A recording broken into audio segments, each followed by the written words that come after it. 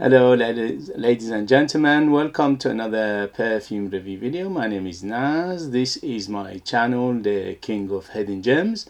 I try to bring to your attention fragrances are usually very good value for money. They smell good.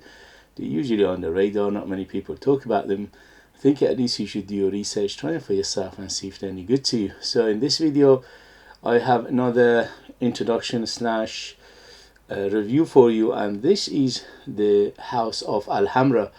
The brand or the House of Alhambra is a subsidiary of the House of Latafa. House of Latafa doesn't need introduction. They've been around for quite a long time now, and many people know about them. They are one of the biggest perfume houses from United Arab Emirates, and they have a super extensive perfume lineup in their portfolio, hundreds, and they have subsidiaries as well, which Alhambra is one of them, which is one of the most famous one. And again, the Alhambra brand has got hundreds of perfume under their umbrella as well. And this one in particular is a fragrance or a perfume that has been hyped for at least many months, and I stayed away from the hype. This is my nature. When something is hyped, I don't like to review it. I don't want to jump on the bandwagon and just repeat what everybody else says. So I let it subside, and then after that, I'll go and see what it is like. So this one in particular is Alhambra, and this is Baroque Satin Oud. Baroque Satin Oud.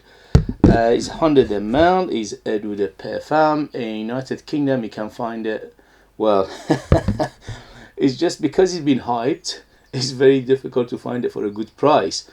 It used to go right under £30, but these days, the cheapest in United Kingdom, the cheapest you can find it is around £50. So it is not cheap, but I think probably the hype will subside, and eventually you can get it for a reasonable or proper price. I paid less than that for it because this is I bought it on eBay. Somebody was selling it. Partial is like 60-70% still juice inside it. So for the review, I just bought this one. The bottle itself is very nice. It's beautiful, classical bottle, very heavy. The cap is very heavy, and is a combination of metal and plastic, and the atomizer is golden and modern. And here we go. Yeah, very good atomizer as well. And with this one the less is more, because this is very strong fragrance. I wore it for the last 2 days, and mama mia, this is strong, very strong. It's a beast mode. Yeah, it's a beast mode. So the hype is justified, because I wasn't expecting it to be this good. I was thinking, okay, they're hyping it for some reason, but let's see how it goes. But when I got it and when I wore it, I realized what a beautiful fragrance this is. This is basically inspired by Francis Kerjan Oud Satin Oud, which is, for a similar size bottle, is about £300, and this is under £30 if you can find it for that price. So you do the math.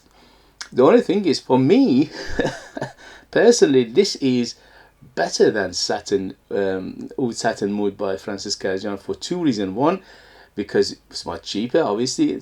Two, it's much more wearable. Although I love Oud Satin Oud by Francis Kerjan, it was a little bit too much for me, especially the combination of the rose and the sweetness and all that. But in here, it's very close. I would say around 95% close to it. So again, you're getting the same, almost the same profile. But for some reason, this is much more wearable to me.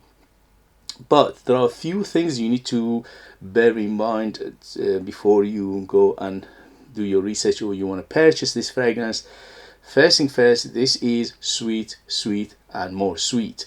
So this is a very sweet fragrance. You need to like your sweet perfumes to enjoy this.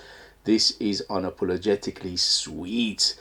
It is on bordering almost sickeningly sweet, which doesn't go, but it is there. 2, rose, rose, and more rose. So you need to like your rose, and you need to like your jammy, sweet, pink, almost pink rose, maybe pink to red. So you need to like your rose, rose, and more rose. And here again, and the third one is powderiness of it. So it's powdery, powdery, and more powdery. So you can tell where it's going. You have to like these 3 elements first and foremost to enjoy this, and then there are other elements in here which are nuances and facets, which I'm going to talk about in a minute. So this is the gist of it. When it opens up a huge sweet powdery rose. Yeah, sweet powdery rose. It's almost going to realm of ice cream. So it is like ice cream, rose ice cream.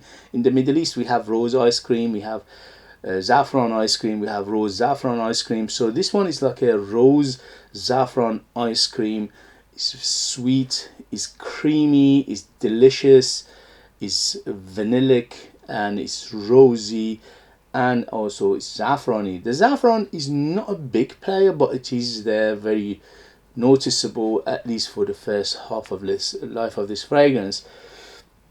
There are other elements in here which I'm going to mention in a minute, but this is the gist of it, the overall picture. So you can tell where it's going. Sweet, gourmand, rose, spice, woods.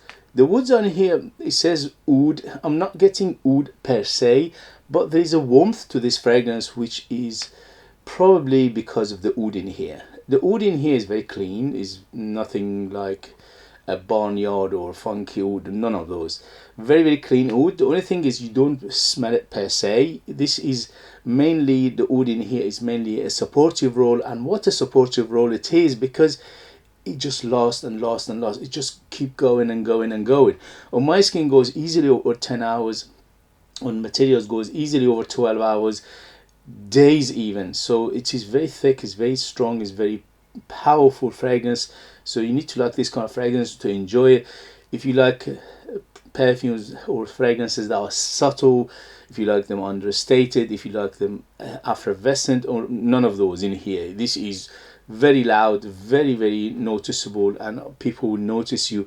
Even if you just put 3-4 sprays of it, people will smell you from the other side of the road. So it's very, very strong. In terms of projection, it's very strong projector. I would caution with the trigger. I would say don't go more than 5 sprays of this, because very, very loud. It is super loud. 2 to 3 arm length of projection for 3 to 4 hours, and after that slowly subside. But you always have a big bubble, big cloud, and a big trail. So as I said, in terms of performance, it's a beast mode, no quarrel about it. So let me read you the ingredients and we take from there. So the ingredients on Fragrantica, at least according to them, it's on top we have saffron, cinnamon, cardamom, and tangerine. In the mid we have sorry about the cough, I'm still have that cold after a few weeks. Rose, agarwood, iris, and jasmine. And in the base we have vanilla, amber, leather, and patchouli. Everything in here I smell, but there are some players that are bigger, there are some players that are smaller. So the biggest player to my nose, for my skin, for my environment, for my experience, are rose, rose and more rose, saffron, cinnamon, the iris, and vanilla, and the leather. So, and also the woods, which is oud, but again oud is in the background and is mainly a supportive role in here. So these are by far the biggest player. The rest are, you know, a small amount here and there. You can obviously, if you dig your nose, you can smell them, or if you are trained nose, you can detect them as well. So it opens up with that beautiful saffron plus the cinnamon. The cinnamon and saffron here giving it that warmth, that sweet, spicy warmth to it, and also the cardamom. So these 3 elements, cinnamon, cardamom, and the saffron, are the component which are giving that spicy warmth. But it's done so well and it's blended so well and it's so smooth that it's very difficult to pick them up apart. You can smell them, yes. You can detect them, yes. You can feel them, yes. But it's very hard to smell. Okay, what is that? It's so well blended, okay? The tangerine giving it that hint of sweet orangey feel in the beginning, but it doesn't last that long, maybe 10-15 minutes and it's gone. And then you are into a roller coaster with rose. So rose, and more rose. It is mentioning rose once in here. To my nose, this is at least triple that. So it's very rosy. And the rose in here is a little bit on the jammy side, a little bit obviously sweet rose, and it's pink and it almost goes towards the red rose in here, and it's done to perfection. I don't know how they managed to do such a beautiful fragrance for such a low price and such a beautiful blend. Smells natural to my nose, which is crazy. The only thing is, okay, for this price point you expect some elements in here, some ingredients that are synthetic, yes, but they done a superb job of blending it in a way you don't feel the synthetics whatsoever. So the vanilla is very, very big from the beginning to the end, always there. And the vanilla and the jasmine here, plus some sandalwood, which they're not mentioning. I smell sandalwood in here, making it very smooth. So this is a smooth ride from the beginning. Maybe the first 1 or 2 minutes a little bit on the sharp side, hint, but not too much. But later on, smooth ride all the way to God knows when you basically wash it, you know. So yeah, the iris and the jasmine in here giving it that softness. So imagine the original name from Francis Cajan, which he says Oud Satin Oud. The reason is it says satin because its smoothness in here is makes sense very much because it's so smooth, and that iris and the jasmine together giving it that smoothness, plus the sandalwood plus the vanilla. Very smooth, very creamy, almost milky, quite powdery from beginning to the end. Is always powdery, and the powderiness coming from the iris and the violet, which I'm smelling some violet in here, which is not mentioning the note breakdown. So the combination of the violet flower, not violet leaf, okay, violet flower plus the iris in here giving it that powdery, almost goes to the realm of baby powder, but it doesn't go there, almost there, because it's quite powdery. So you need to like your powdery fragrances as well. A little bit of dustiness to it as well, which is probably coming from the combination of notes like amber and the patchouli in here. The patchouli in here is a clean variety of patchouli, but giving it a little bit of chocolatiness as well. Overall, this is on the chocolatey side as well. The leather is very smooth, is very soft, is almost like suede in here, and also the oud as well, very, very smooth. And also I smell sandalwood, which they're not mentioning, which is again add to that smoothness of it and the woodiness of it.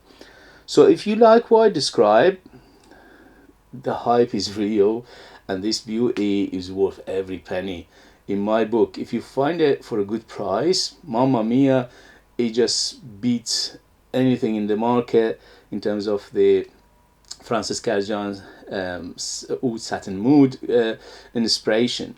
Although I bought another one, which is this one is from the Fragrance World. This is Fragrance World Baroque Satin Oud, and I'm going to unbox and review this one, which I heard good things about this one, but which is this one is inspired by Francis Cajan Satin Oud Satin Oud as well. But this one people are saying is in a different level, which I'm going to admit, yes, it is very, very well done. But obviously I haven't smelled that one yet, so I'm going to compare them as well. So it's warm, yes. It's spicy, yes, especially the saffron, the cinnamon and the cardamom in here giving it that sensual, sexy feel to it. The rose is by far is the biggest player here. Rose and rose and rose and more rose. So you need to like your rose, especially a little bit on the jammy side, sweet rose in here. Oud is in the background as mainly a supportive role and is giving it that warmth and the resin feel to it. It's very powdery. I would say the powderiness 10 being the powderiest of them all, which is a baby powder. This is around 6 to 7 in terms of powderiness, so it is very powdery. You need to like your powdery fragrances, which is a combination of iris and the violet flower in here. And it's a little bit leathery, but the leather is here is very soft and smooth and it's suede like, and it's very floral because of the iris and the jasmine and the rose in here is making it very floral, and a little bit of earthiness coming from the patchouli in here, and giving it a little bit of chocolatiness as well. And amber in here is quite a nice deep amber, although the amber in here is not a super deep amber, but it is quite noticeably sticky, gooey, sweet, spicy amber in here.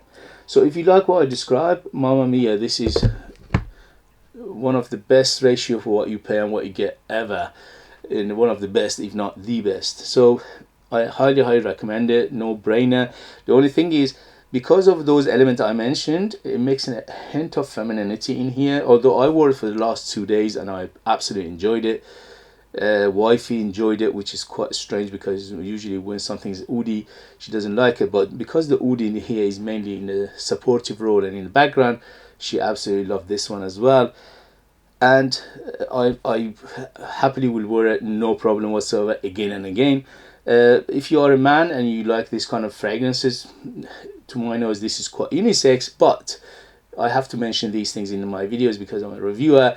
It leans a little bit feminine, so you need to like this kind of fragrances, the powdery sweet rose and also floral aspect of this fragrance. In terms of age, I would say 25 and up to be on the safe side, although the DNA in here is very delicious and is very friendly, but it's got elements in here which making it a little bit on the mature side. And in terms of season, this is better suited for cooler weather because of that sweetness of it, but you can get away with it in maybe a cooler summer, but don't go too heavy on the trigger because it could be cloying. In terms of occasion, this is delicious. So it is going out, special occasion, evening, going out, going to date, going to clubbing maybe. This one, if you wear it and you go to club, it will kill everything around you. Nobody can smell anybody else apart from you. It's so loud and strong. So, and also it's delicious and sweet and it's gourmand. So it's very good for going out and special occasion and evening and formal occasion and things like that. Okay guys, so I highly recommend it. I am absolutely mesmerized by it. I give it 10 out of 10. No difficulty here at all. It's very impressive. It's delicious. It's very well done. It's well blended. It's strong. It lasts all day and more. And also it is very gourmand, delicious, rosy, powdery fragrance overall. Okay guys, if you have it, if you know it, if you tried it, let us know your experience. That would be useful for others to read. If you like what I do, if you find it useful, informative, valuable or entertaining, please don't forget to hit those buttons. This way you help me, encourage me, you motivate me to bring you fragrances like this in future that nobody else is talking about. They're amazing value for money, they smell great, and they're hidden gems, and this beauty is definitely a hidden gem. If you want to purchase one of my own perfumes, I'm a perfumer myself. I make my own line of perfumes. There are true handmade perfumes just for you lucky people in the United Kingdom. I'm the perfumer, I'm the artist, I'm the worker. So there are true handmade perfumes for you. I put 60% pure perfume oils in them, so the ratio for what you pay and what you get is ridiculously high. Nobody else is doing 60% perfume oil. The most you get is 30%, which is extrait de parfum. So imagine I put double the extrait de parfum in my perfumes, and they are ultra beast mode, 100% natural, amazing value for money. They smell great. They are very artistic, very unique. I'll leave them in the link as well. Thank you very much as always, and I'll see you later. Bye.